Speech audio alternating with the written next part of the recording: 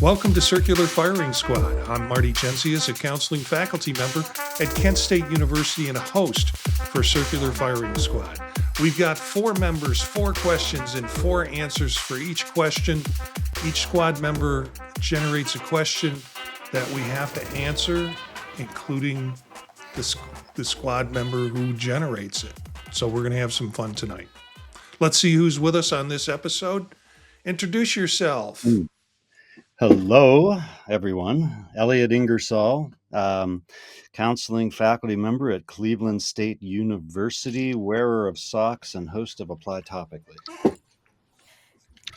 Hi, I'm Steph Martyr. I am a doctoral candidate in the counseling education and supervision program at Kent State University and practicing clinical counselor. Hey everybody, Mitch Conrad. Usually I say graduate student at Cleveland State University. Now it's recently graduated, no longer student. But, he's part of the problem now. Right. Yeah. So yeah, here we are. Recently graduated and yeah. Okay, so it's been a while. Anything new with folks that you care to share in your world? Well, I am plugging a reunion concert with my second duo partner. So Galgozzi and Ingersoll ride again at the Kent Free Library, June 8th at 2 p.m. If you ever saw a picture of us 35 years ago and wondered what the heck happened to those young fellows, come find out. So that's a Wednesday, isn't it? If I have it right on the calendar? I think it's a Sunday. Oh, it's a Sunday. Yeah. I've got a wedding to go to sometime around then, and I might have the wrong date. So I'll check that. We should all check that. I think I already have checked that. It's like a Sunday afternoon at 2 p.m. Yeah. That's cool. Anything else new? Well, we know Mitch has graduated and he's out. You've got a clinical position you're working with? Not yet. So the idea now is job applications. Started to send those out. Looking for a place. Not sure if I want to do community or what, but that's the next step. Yeah. And Steph, anything new with you, family? No, nothing so new, but did survive another 10 days on a trip with just my mother and Nora. Oh, okay. Yeah, that's right. Because one time I contacted you and you said you're on the trip and I felt, oh, please, let's not bug her. And then I thought, well, it's with your mother. So maybe I should bug her. I need some time. Always feel free. I'm like, because they'll never question if it's you contacting me about something. Wow, I don't want that power. It's like, it's my faculty advisor. They'll be like, oh, okay. Do what you have to do. Yeah. Yeah, I have just the opposite. When I contact someone, everyone's like, should we call someone? What do we do with this? Yeah. Do we need, do we need to do a check on him? Yeah, send that Chat GPT after me. Yeah. I'll take care of its digital, but you watch. Okay, Elliott, you've got the first question. Okay, what music are you listening to these days to get pumped up? Oh boy, well, I don't know about the totally getting pumped up. However, on this trip that I just referenced, that I was the sole driver and I finally got to live out the fantasy with my mom sitting next to me, and I get to tell her when I'm driving and it's my car, it's my music. So with that, even though I still had to keep it pretty family friendly, I do the mom edits for Nora. So, one of her favorite songs actually is A Wonderful Night by Fatboy Slim. And she calls it Break It On Down song. And so we did listen to that a whole bunch. And that's super fun. And then it goes into all the other Fatboy Slim stuff on my Spotify. But also what was kind of interesting was that my mom, I held her captive, right? I had her right there. So I got to give her this whole spiel on hip hop and things that I've learned and how things are connected and, like sampling and all of that stuff, where it is its own form. And, but it was interesting. So I made her listen to a lot of De La Soul and Outkast, just, as easing her in, as it were. So, does this mean maybe you should be giving my phone number to your mom because I need to rescue her from you? She could text me, call me now. I think she'd appreciate that. Actually, I could kind of see. I played her a track from The Coup, actually, because I was explaining "Sorry to Bother You" and this one song. Boots Riley directed "Sorry to Bother You," and he had the band The Coup, his group. And there's this one song called "Pimps," but I feel like it's kind of "Sorry to Bother You" in reverse, and like a lot of what's contained in that movie was in the song. So I was trying to explain all of that to her. So maybe she could have really used an out. You're right. Mitch?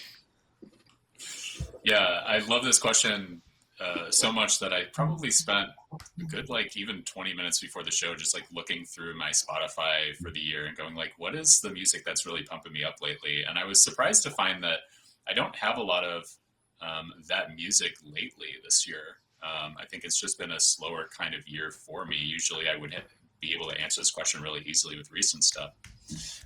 Two songs that caught my attention, just a new band that I've been following. They're a disco electronic pop band from Mexico called Midnight Generation. They just released a new album called Tender Love. The song in question that does get me pumped up on this album is called Teacher. It's a really fantastic track. Love it. I'd have to go back a little bit, probably into late 2024, for an artist that really her entire set of music gets me pumped up, which is Carlita. She writes electronic house. The three songs that I'm thinking of are RAF or RAF, TV Disco, and Forever Baby. Check that out if you're into electronic house. Love that stuff. The answer to this question for me is a bit complicated, because the only time Aileen is not, she didn't like extra noise in the house for some reason. And so I generally don't have music going in the background. I do, which doesn't necessarily limit what I can listen to, but I'm listening through bone conduction headphones, through everything that I'm doing, television, movies, or music. And sometimes I need something to get me going. And having worked in radio, I don't like to listen to stuff that I had to play back when I worked in radio. So that eliminates a lot of late 70s, 80s music, and even some 90s music. And and if I'm working, I can't have anything with lyrics. And so what I've done to get away from that is big band music of the 30s and the 40s. So, we're talking about Artie Shaw, Benny Goodman, Duke Ellington, Glenn Miller, those kind of big band jazz things. And I will do occasionally some contemporary jazz, but not the contemporary jazz that's going on now. I'm, Thelonious Monk, those kinds of artists that were popular, but not still living in a lot of ways. But there's another thing that I've tried because I'm on a lot of tech gab shows, and Apple has this thing called sound therapy, and it's available on Apple Music. And it's got bands, well, it has bands signed up, but in one of them that they mentioned is Imagine Dragons. So they've taken, and I like their stuff. I used to walk to their stuff and, exercise to their stuff. But it appears to be all instrumental versions of their tunes. And then they've interjected certain sub rhythms into it that's supposed to help you focus or relax. So they have different sort of genres of this, what they call sound therapy. I used to, when working go to like chill or go to techno chill or something that had movement and an energy in it. Chill doesn't always have energy in it, but has energy in it that could make me kind of move while I was working without lyrics that would disturb me. This sort of does that in a way, and is kind of interesting. And then sometimes I creep into classical because I think it makes me feel smarter. So some of the traditional classical will be, but I can't do the stuff that y'all are talking about, and I can't do the stuff I used to play on the radio because it was too distracting. And frankly, when you play stuff on the radio and it hits, you wind up playing it for 6 weeks every day, and it takes the joy out of the song. So, Elliott. Hey, yeah, that Apple thing sounds interesting. I've got to check that out. Nice answers. Yeah, for me, I like the driving music. So the new single by Dorothy, Tombstone Town, starts out with these 16th notes on the guitar, daga daga daga daga daga daga daga daga, and then she comes in kind of a cappella performance over the guitar, but kind of it's actually a rock riff on a Baptist tune. And then Infected Rain, the whole album, Ecdysis, and the whole album by The Warning, Keep Me Fed. Those have been cranking quite a bit. Okay. Stephanie, you're next. I'm taking it to a different direction. So I want to know, do you think state counseling organizations should charge non-members to post recruitment calls for study participants? And I know the context for this question, but we'll wait till you come back to answer it. And I may not know the context for this question. If I'm understanding right, like I think in terms of like letting non-members post for recruitment, like I think the idea here for me is like, okay, like more research is always good. Like I don't think that necessarily it should be like a gatekeepy kind of thing. I'm wondering about like how many, because I don't know the answer to this, but something that came up was I was like, I wonder how many requests that they do get now from members and how many additional requests that they would get from non-members. Then there's also the idea, well, like how much is the charge anyway? It still seems to me like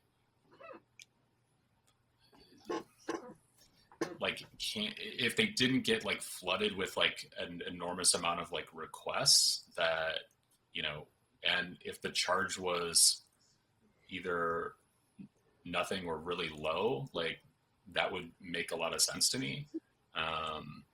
I don't know too much about the context though of this question, and also like the deeper, like how many requests do they get? But ideally, like if research is benefiting the profession, that I think that there should be some amount of openness to this. I don't know if there's like currently a charge or anything like that, so I'm interested to hear what other people think. Okay, Elliott, hold my beer. And I know this is going to be tough for Steph to hear, but my response is nope. They shouldn't do it for free. And I run a public listserv for counselors and counselor educators. It has 7,000 people on it. And I get 5 requests a day for people wanting to post their research on the listserv. And it is so I try to respond to those, and I have some canned responses I've tried to cut down on the amount of posts by saying, and this is true about listservs, if it's research that's not relevant to who's on the listserv, and the listserv that I run is counselor educators and doctoral students who want to be counselor educators, basically. And if it's not research about that group or research where they are informed about something like counseling pedagogy, they shouldn't be posting to the list. but they do anyway. So they want to, what are master's counselors' opinions of left-footed bipolar clients?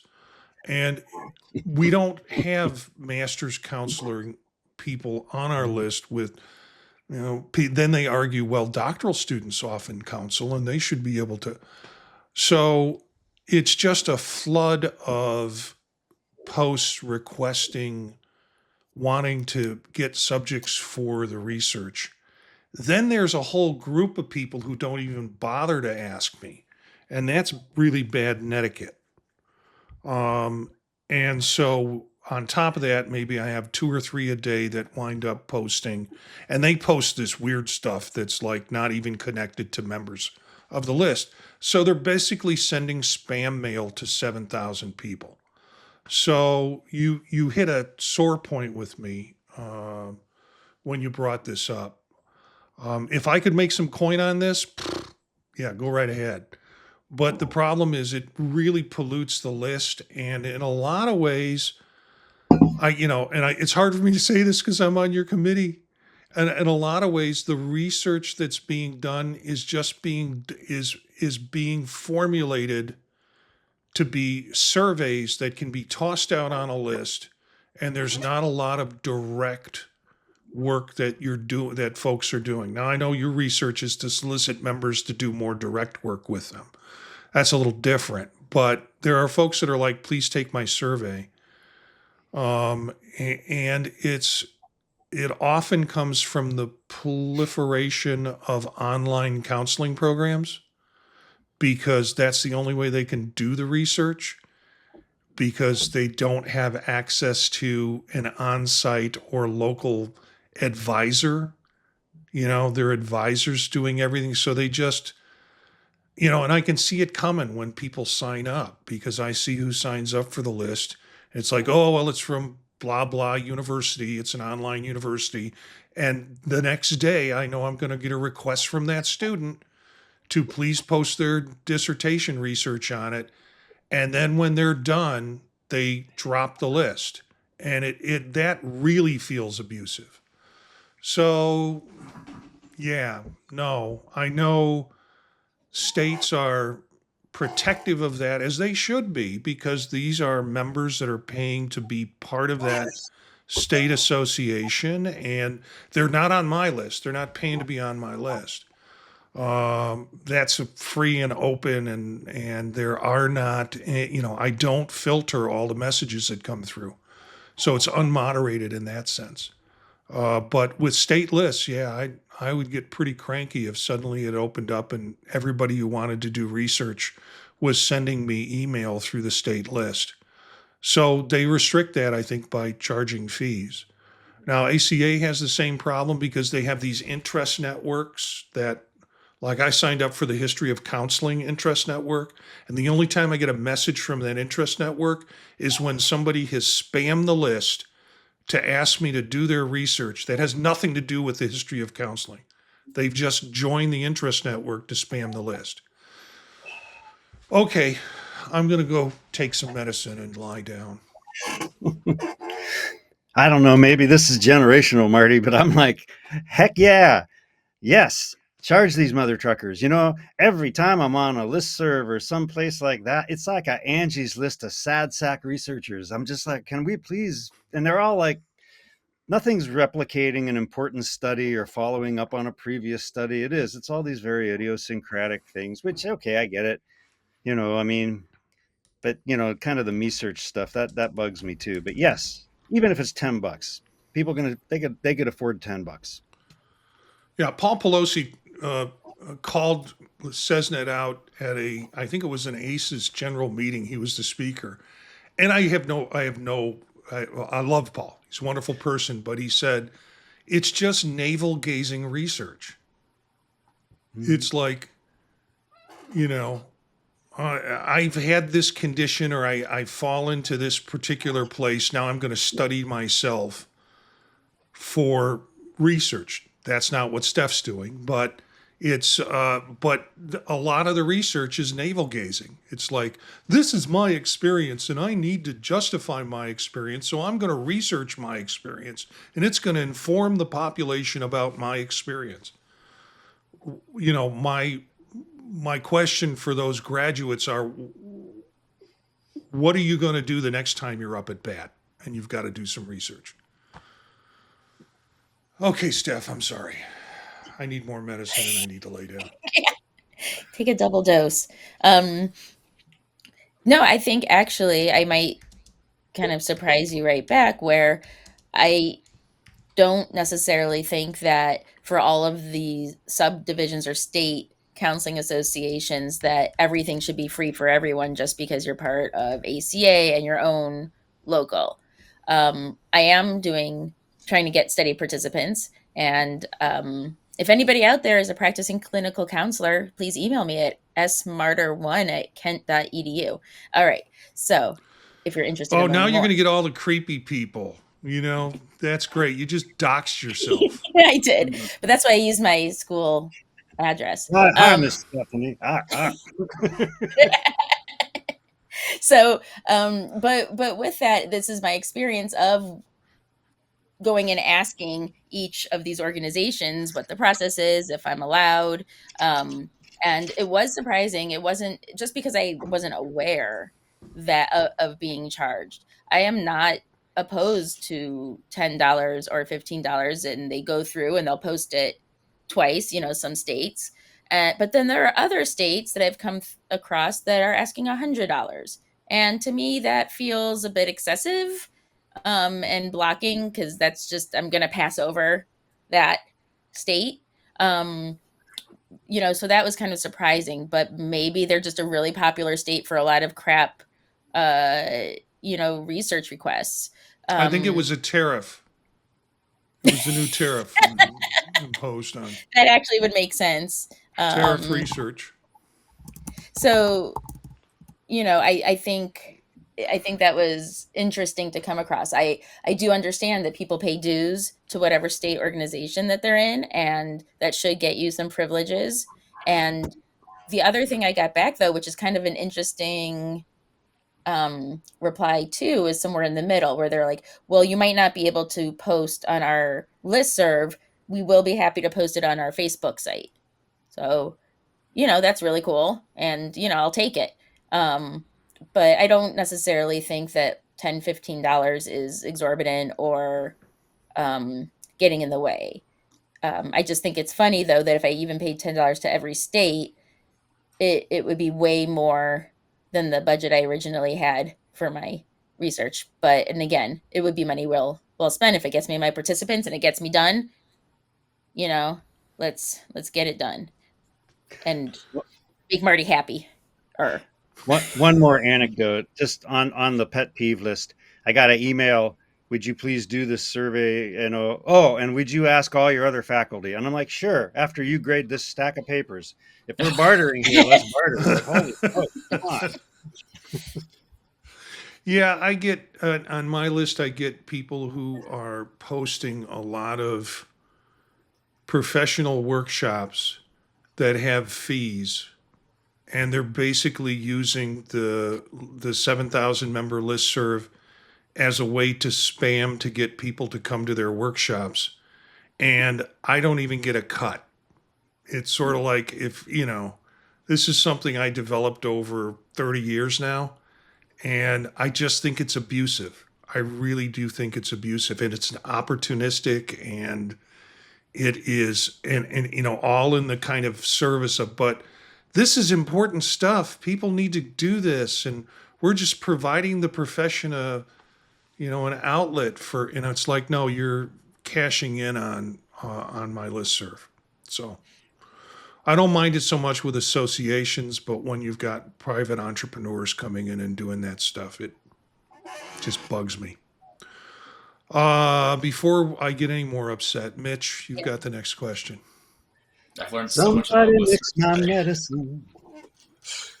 All right, so this question comes because I'm going to be providing triadic supervision over the summer for master's students. And so the question is, what are some things that recent grad students should know about providing consultation to peers about counseling, both in a school setting or in a clinic? Oh boy, I'm in trouble. I'm going to be like the guy yelling at people to get off my lawn and shouting at clouds. When I read this, I didn't realize the context in which you were writing it. I thought it was sort of a general context. And my notes are don't. You don't know enough. You think you know enough, but you don't. You're not a counseling influencer. That was kind of my response. Because you're fresh out of graduate school, you know, Right. and I don't think you have much to tell your peers. And in fact, I think if you're doing it under the auspices of CACREP, you need to be practicing as a supervisor for at least 2 years before you can do that effectively in that purpose. So I'm sorry, I didn't realize this was such a personal context, because that was my reaction. And we have students who are not as well equipped as you, who lean against my door and go, I'm going to start my private practice. What do you think I should do? And I'm like, go work somewhere first, and get some background. So, oops, I'm that guy. Well, I look consultations leadership, and at least 51% of leadership is theater. So I think for me, give them something entertaining. I used to do stuff with working songs into material, or, give them their money's worth. Look at it as a kind of a performance art. I think that's probably the best attitude to have. And the thing about leadership being theater, that's not mine. That's actually George Patton, and he said 90% of leadership was theater. So little golf between me and George. Yeah, I can agree with that. I think and sometimes it's kabuki theater. But you have to look that one up, kids. Stephanie? Okay, so, what came to mind for me first was maybe a slightly nicer version of what Marty was saying, which is like stay in your lane. Don't talk to anything about anything, or talk to anything that you don't know, which is at that point pretty much anything. And that to seek consultation from more experienced people, perhaps. But really, you can consult about it's just like you can I don't think it's really consulting at that point. I think it's more of venting. I don't know. I mean, you can consult and say, oh, it's hard, but maybe not consult in the sense of taking that advice as someone who's had more experience in the field to that point. If that makes sense. So, it's knowing what you don't know, which is a lot. And you have to learn a lot. And the thing is I think when you're doing it too, you don't really know that you don't know. So just reminding yourself of that, or reminding others and consulting, and say, there's a lot we haven't gone through yet. I don't know. Yeah, appreciate everybody's answers. And, honestly, Marty and Steph, those answers feel validating, because, like for me, I, we'll set up and just like, I haven't like provided official supervision or anything like that. And so it's more about, I think for me, like, can I just provide a space for, whether it be something like you said, Steph, like just venting, or processing like what someone's going through. Because like I did have a lot of conversations with my peers, in more of the form of just like peer support, not necessarily like supervision or anything like that, but more along the lines of like peer support, where people could discuss if like, yeah, what is like your experience with this versus like how do we assist this client or something like that, like but more about the processing of like, hey, what's coming up for you, and can we talk about that and see what's going on? What are your hopes for your own supervision and your own providing therapy? What are your interests? and allowing people like a space to explore that, because it's definitely something that, there's so much that I don't know about that process yet.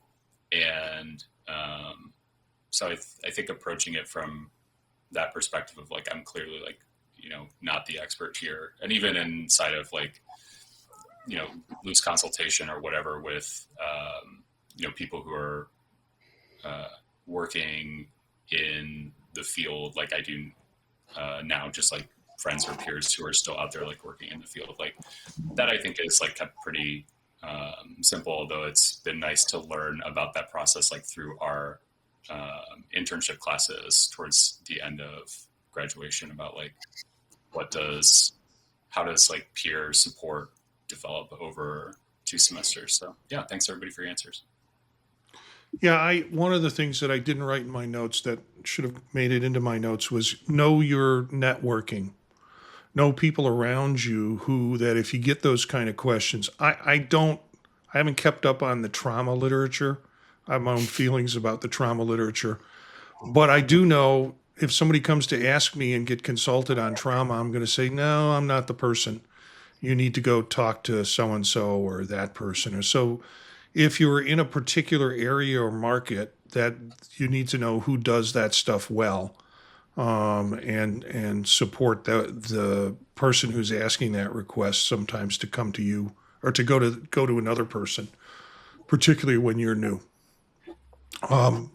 So my question, I could not think of a good way to frame it, so I just kind of wrote it out because I have a solution and I'm trying to see if you have similar experiences in your life. And my question is, what is something, not necessarily academic, that you will research just out of your own habits and curiosity?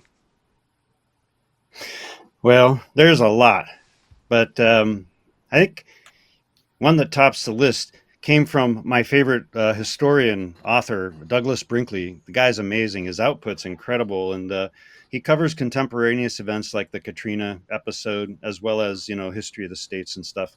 But he said in all of his travels and researches, no one's ever done a good history of sewage treatment. And I'm like, dang, that's important. And then I started.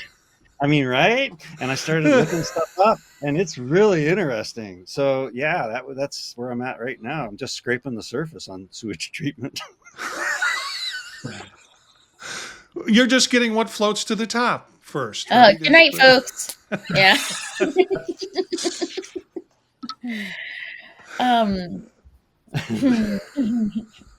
Okay, Stephanie, compose yourself. Yeah, how do I follow that? So, I mean, so many things just like can pique my interest, and then I get very fascinated.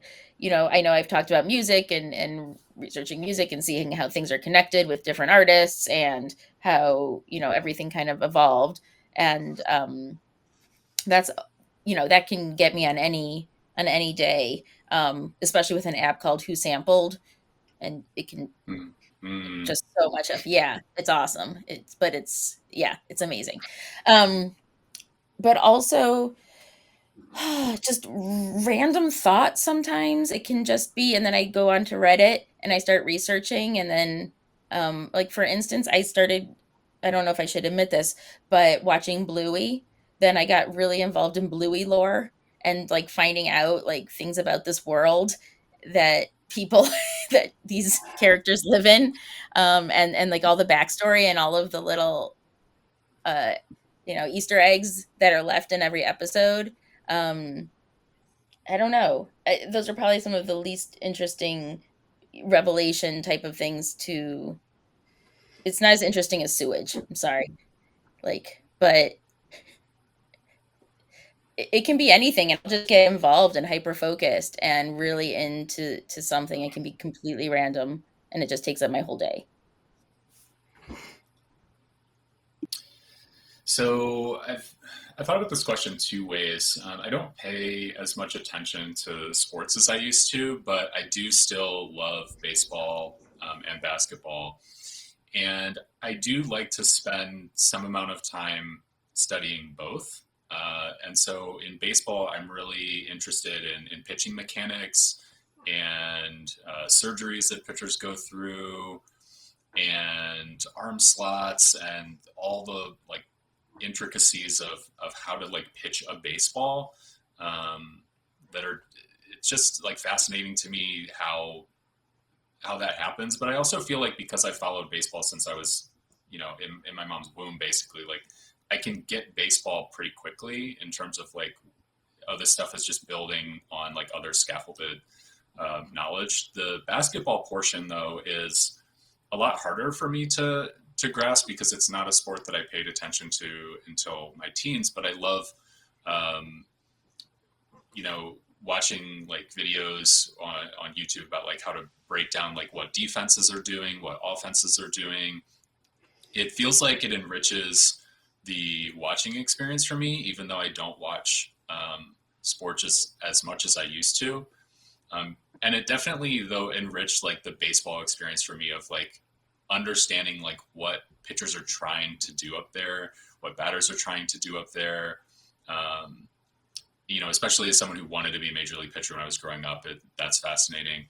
And also basketball too, although I do pay a little bit less attention to it, but it's something that like studying it does feel like it does enrich the experience for me. Hey, Mitch, do you think Shohei Ohtani is going to get back on the mound this season? It would be so interesting. Like it's fascinating to me that, like more people don't do this, but I'd love to see it. Well, my question comes from something that is creepy, stalky that I do. It just seems like a little obsessive when I think about it, but I figured, so I'll bear witness to the world. I really like movies. I like watching movies, and I like locations in movies, and I'm really curious about locations in movies. So, for example, I was watching for the umpteenth time the Blues Brothers, and it is a great location movie for Chicago. And having grown up in Chicago, I know some of the locations. I'm familiar with them. But you can go on IMDb and you can find out locations. And then you can go on Google Maps and you can put a street scene and put yourself in a 360 view so you can look at the location of a particular scene that was shot in it. And so this becomes a little kind of hunt and find task for me. So if you've ever seen the movie What's Up, Doc, it's a Peter Bogdanovich film. It was shot in San Francisco. And that movie is rich with locations.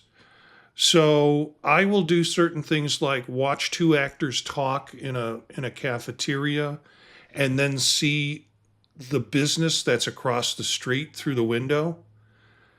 Google the business in whatever city I think it's in, find the location of the business, and then go to the street scene to find out where they did the shot. And I did this one time, and I think it was a San Francisco movie. Hitchcock did a lot of San Francisco movies too. And you could pan in from the street scene, the window seat that they sat in to have their conversation. And when I was in San Francisco, I wound up walking around and went past that location. And on the wall inside the restaurant is a dedication or a sign that says, this scene was shot here in this particular movie. So it's a little kind of creepy detective work. But when I see some things in the background, particularly, businesses, and unfortunately, a lot of the businesses have folded, but you can still find out the street location. So in Blues Brothers, they blow up a hotel. Well, I used to work downtown, and there were all of those at what they called SRO hotels, where people would stay for a week for $100, like they do in the Blues Brothers. So I was familiar with a bunch of them.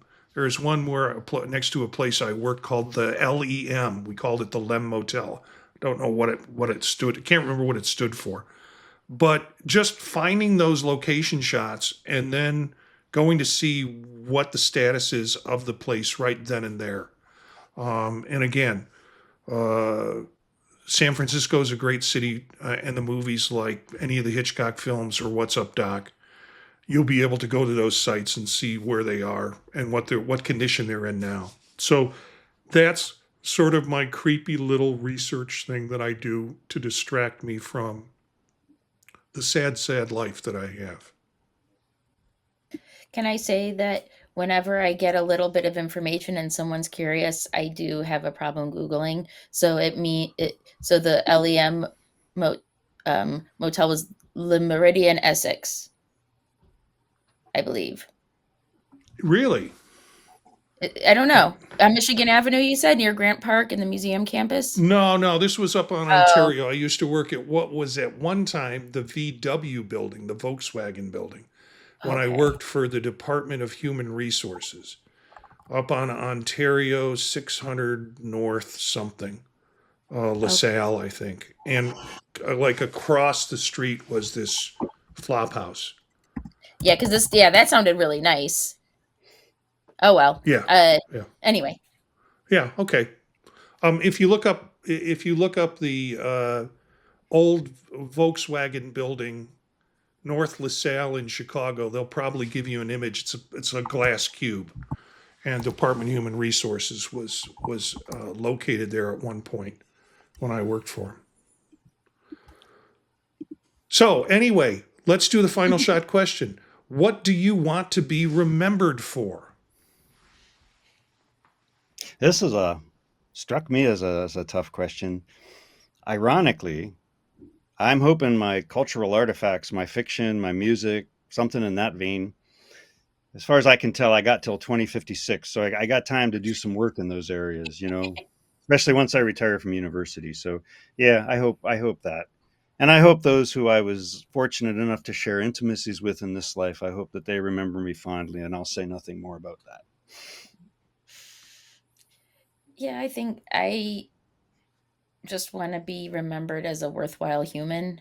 I guess that's kind of broad, but if I was positive for people, or did something helpful for people, I also, that's on like the personal level. I want to have, to be remembered in those kinds of ways. And maybe there's a bit of my ego that wants to be remembered for the minimal amount of academic work that I've been put out thus far, which hopefully will increase, but contributing something worthwhile that way as well. Yeah, I think it's definitely in relationships or friendships or whatever. Just that, I hope that I'm more a positive influence than a negative one, at least. Certainly want to, both like personally and professionally, make a positive impact on people's lives however I can. Wow. That's, originally when I tried to come up with this, I thought, what do you want on your tombstone was the question. And then I changed it to soften it a bit. I try to think of a talent that I think I have that transcends whatever work I do. And I'd like to be remembered as being witty and having a quick mind. That in social situations, that I could always make connections between what people said and add a humorous spin to it. And that's, I think we've talked about this before on the show. It's the idea that as counselors, we listen to the narrative. And what I do with that narrative over a long period of time is find a funny way to repeat it in a situation that sometimes is meaningful and sometimes is just being funny. So that's what I came up. So maybe our listeners have some ideas about how they want to be remembered. And hopefully it sparks some of that. I want to thank the firing squad, Elliott, Mitch, and Stephanie, for joining us tonight. Look for these characters on their podcasts on the podtalk.net. Check out other podcasts on the podtalk.net. I'm doing a slew of them and mainly tech stuff, but some fun stuff. Eric, who's not with us tonight, is still chasing kids' sports. and he and I do one on Thursdays again called The Tech Savvy Professor for academics and technology. Our theme music is from Menage a Quad, Real Swing Shat. That's it for this episode of Circular Firing Squad. Ready, fire,